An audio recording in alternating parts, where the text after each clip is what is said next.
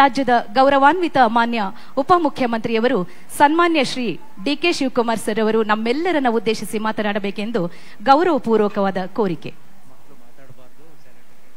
ವಿದ್ಯಾರ್ಥಿಗಳು ಶಾಂತಚಿತ್ತರಾಗಿ ಭಾಷಣವನ್ನು ಆಲಿಸಬೇಕಾಗಿ ಕೋರಿಕೆ.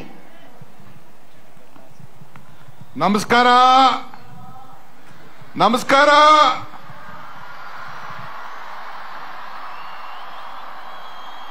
ನಮಸ್ಕಾರ. ಬಹಳ ಸಂತೋಷ. ನಾಡಿನ ಸಮಸ್ತ ಜನತೆಗೆ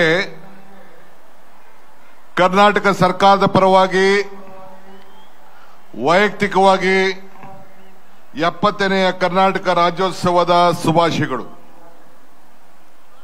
ಈ ಪವಿತ್ರವಾದಂತಹ ಸಮಾರಂಭದಲ್ಲಿ ಪಾಲ್ಗೊಂಡಂತ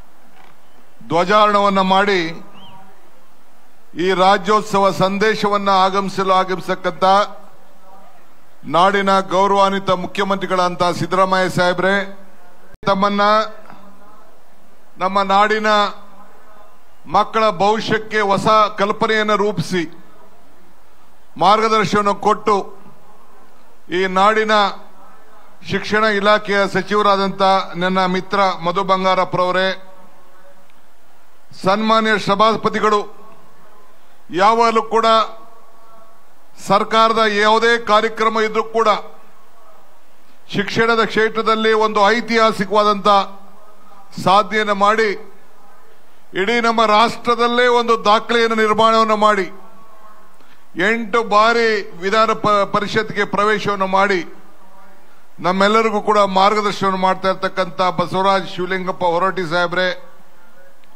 ವೇದಿಕೆಯಲ್ಲಿರುವಂತ ನಮ್ಮ ಸ್ಥಳೀಯ ಶಾಸಕರು ಅಧ್ಯಕ್ಷರಾದಂಥ ರಿಜ್ವಾನ್ ಅರ್ಷದ್ ರವರೇ, ನಜೀರ್ ಅಹಮದ್ ರವರೇ, ಗೋವಿಂದರಾಜ್ ರವರೇ, ಗಣೇಶ್ ಹುಕ್ಕೇರಿ ಅವರೇ, ನಿರಾಣಿ ಅವರೇ, ಬಿಜಿ ಪಾಟೀಲ್ ರವರೇ, ನಮ್ಮ ಡಿಜಿಪಿ ಸಲೀಂ ರವರೇ, ಪೊಲೀಸ್ ಕಮಿಷನರ್ ಅವರು ಸಿಂಗ್ ರವರು ಮತ್ತು ಶಾಲಿನಿ ರಜೀಶ್ ಅವರೇ, ರಶ್ಮಿ ಮಹೇಶ್ ಅವರೇ ಮತ್ತು ಎಲ್ಲ ಹಿರಿಯ ಹಾಗೂ ಕಿರಿಯ ಅಧಿಕಾರಿಗಳೇ, ಇವತ್ತು ನಮ್ಮ ಉಸಿರು ಕನ್ನಡ, ನಮ್ಮ ಕಸುಬು ಕನ್ನಡ, ನಮ್ಮ ಹೆಸರು ಕನ್ನಡ, ನಮ್ಮ ಕಸುಬು ಕನ್ನಡ, ಕನ್ನಡವಿದು ಕನ್ನಡ.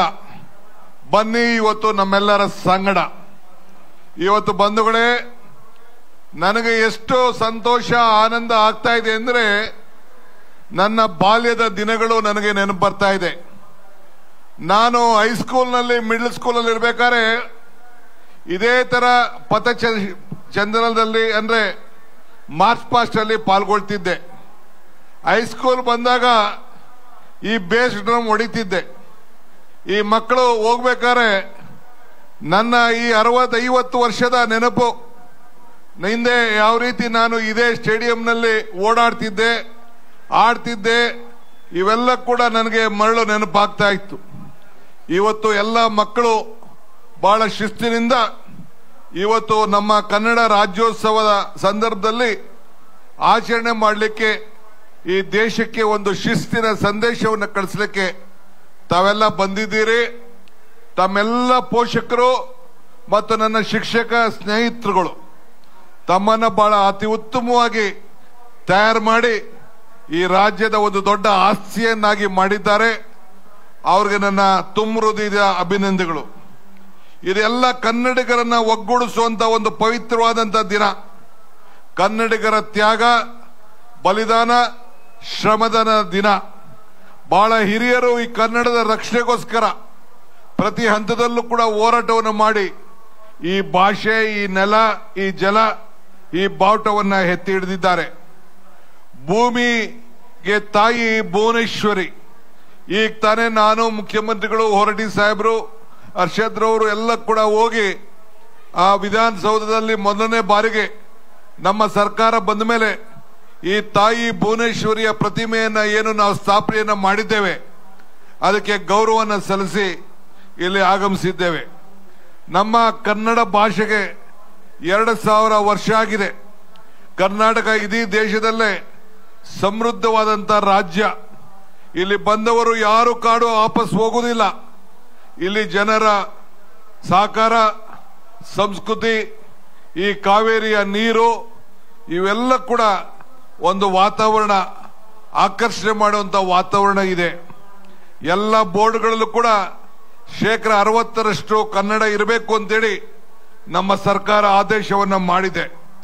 ಶಾಲಾ ಕಾಲೇಜುಗಳಲ್ಲಿ ಉದ್ಯಮಿಗಳ ಸಾಕ್ಷಿ, ವಾಣಿಜ್ಯ ಮಳಿಗೆಯಲ್ಲೂ ಕೂಡ ಈ ಕೆಲಸವನ್ನು ನಾವು ಮಾಡಿರೋದು ತಾವೆಲ್ಲ ಗಮನಿಸಿದ್ದೀರಿ. ಯಾವ ರಾಜ್ಯಕ್ಕೂ ನಮಗಿರುವ ಸೌಲಭ್ಯ ಇಲ್ಲ. ನಮಗೆ ಕನ್ನಡ ನಾಡಿನ ಗೀತೆ ಇದೆ, ಕನ್ನಡ ಬಾವುಟ ಇದೆ. ವಿಧಾನಸೌಧದ ಆವರಣದಲ್ಲಿ ತಾಯಿ ಭುವನೇಶ್ವರಿಯ ಪ್ರತಿಮೆ ಇದೆ. ಇಡೀ ಭಾರತದಲ್ಲಿ ಯಾವ ರಾಜ್ಯದಲ್ಲೂ ಕೂಡ ತಂದೆ ಆದಂತ ಸ್ವಂತ ಬಾವುಟ ಇಲ್ಲ, ನಾಡ ಗೀತೆ ಇಲ್ಲ ಅನ್ನೋದನ್ನ ಹೇಳಲಿಕ್ಕೆ ನನಗೆ ಬಹಳ ಹೆಮ್ಮೆ ಆಗ್ತದೆ. ಇವತ್ತು ಬಂಧುಗಳೇ, ನಮ್ಮ ಕನ್ನಡ ನಿಮ್ಮೆಲ್ಲರ ಹೆಮ್ಮೆ. ಅನ್ನ ಕೊಡೋ ನಮ್ಮ ನಾಡಿನಕ್ಕೆ ಕೆಂಪು ಎಳೆದು ದೊಡ್ಡ ಪರಿಸಂಕಲ್ಪವನ್ನ ಮಾಡ್ಕೊಂಡು ನಾವು ಬಂದಿದ್ದೇವೆ. ಕರ್ನಾಟಕ ಬರೀ ನಾಡಲ್ಲ, ನಮ್ಮ ಸಂಸ್ಕೃತಿಯ ಒಂದು ಬೀಡು. ಕನ್ನಡ ಕೇವಲ ನುಡಿಯಲ್ಲ, ನಮ್ಮ ಅಂತರಂಗದ ಮಾತು. ಕಲಿತಂತೆ ಅಮೃತ, ನೆನೆದವರಿಗೆ ನೆರಳು, ಅಂಧರಿಗೆ ದಾರಿದೀಪ. ಅಲ್ಲಿರೋದು ಕನ್ನಡ. ಕನ್ನಡ ಭಾರತದ ಎರಡೇ ಅತ್ಯಂತ ದೊಡ್ಡ ಭಾಷೆ. ಇಂಗ್ಲಿಷ್ಗಿಂತ ಪ್ರಾಚೀನ ಭಾಷೆ. ಕನ್ನಡ ಎನ್ನುವುದು ಒಂದು ಭಾಷೆ ಅಲ್ಲ, ಒಂದು ಸಂಸ್ಕೃತಿ, ಒಂದು ಜೀವನದ ವಿಧಾನ. ಇಂಗ್ಲಿಷ್, ಹಿಂದಿ ಭಾಷೆಗಳ ದಾಳಿಯಿಂದ ಅದು ನಸಿಗೊಳ್ಳದಂತೆ ಕಾಪಾಡಿಕೊಂಡದ್ದು ನಿಮ್ಮೆಲ್ಲರ ಕರ್ತವ್ಯ. ಈ ನಿಟ್ಟಿನಲ್ಲಿ ಕನ್ನಡದಲ್ಲಿ ಸಂಸ್ಕೃತಿ, ಸಾಹಿತ್ಯ ಇದೆ. ಆದಿಕವಿ ಕುವೆಂಪು ಪಂಪರನಿಂದ ಹಿಡಿದ ಬಸವಣ್ಣ, ಹಲ್ಲಮ್ಮ ಪ್ರಭು, ಕನಕದಾಸರು, ಪುರಂದರದಾಸರು, ಕುವೆಂಪು, ಬೇಂದ್ರ ಮಾಸ್ತಿ ಅಂತ ಅದ್ಭುತ ಪರಂಪರೆ ಇದೆ. ಸಾಹಿತ್ಯ ಒಂದಂತೆ ಪರಂಪರೆ ಅಂದರೆಂದು ಮಕ್ಕಳು ಕೂಡ ಪಾಲಿಸಿಕೊಳ್ಬೇಕು. ನೀವೆಲ್ಲ ನಮ್ಮ ಭಾಷೆ ಉಳಿಸ್ಕೊಂಡು ಬಂದಿದ್ದೀರಿ. ಎಷ್ಟು ದೊಡ್ಡ ಸಂಖ್ಯೆಯಲ್ಲಿ ಮಕ್ಕಳು ಬಂದು ಬೆಳಗ್ಗೆ ಬಂದು ನಮ್ಮ ಶಾಲಾ ನಮ್ಮ ಶಿಕ್ಷಣ ಇಲಾಖೆ ಎಲ್ಲ ಮುಖಂಡರುಗಳು, ಎಲ್ಲ ನಮ್ಮ ಶಿಕ್ಷಣ ಇಲಾಖೆ ಸಂಬಂಧಪಟ್ಟಂತ ಎಲ್ಲ ಅಧ್ಯಾಪಕರು, ಅಧಿಕಾರಿಗಳು, ಮಂತ್ರಿಗಳ ಮುಖಂಡತ್ವದಲ್ಲಿ ಬಹಳ ಉತ್ತಮವಾದಂತಹ ವರ್ಣರಂಜಿತವಾದಂತಹ ಕಾರ್ಯಕ್ರಮವನ್ನು ಮಾಡಲಿಕ್ಕೆ ಏರ್ಪಾಟ್ ಮಾಡಿದ್ದೀರಿ. ನಾವೆಲ್ಲ ನಿಮ್ಮ ಜೊತೆ ಎಲ್ಲ ಸಂದರ್ಭದಲ್ಲಿ ಇದ್ದೇವೆ. ಒಳ್ಳೆ ಕೆಲಸ ಮಾಡ್ತಾ ಇದ್ದೀರಿ. ನಿಮ್ಮೆಲ್ಲರೂ ಕೂಡ ಶುಭವಾಗಲಿ ಅಂತ ಹಾರೈಸಿ ಮತ್ತೊಮ್ಮೆ 70 ವರ್ಷದ ಈ ಶುಭ ಸಂಭ್ರಮದಲ್ಲಿ ಶುಭಾಶಯನ ಅರ್ಪಿಸಿ ನನ್ನ 4 ಮಾತುಗಳನ್ನ ಮುಗಿಸ್ತಾ ಇದ್ದೇನೆ. ಜೈ ಹಿಂದ್, ಜೈ ಕರ್ನಾಟಕ.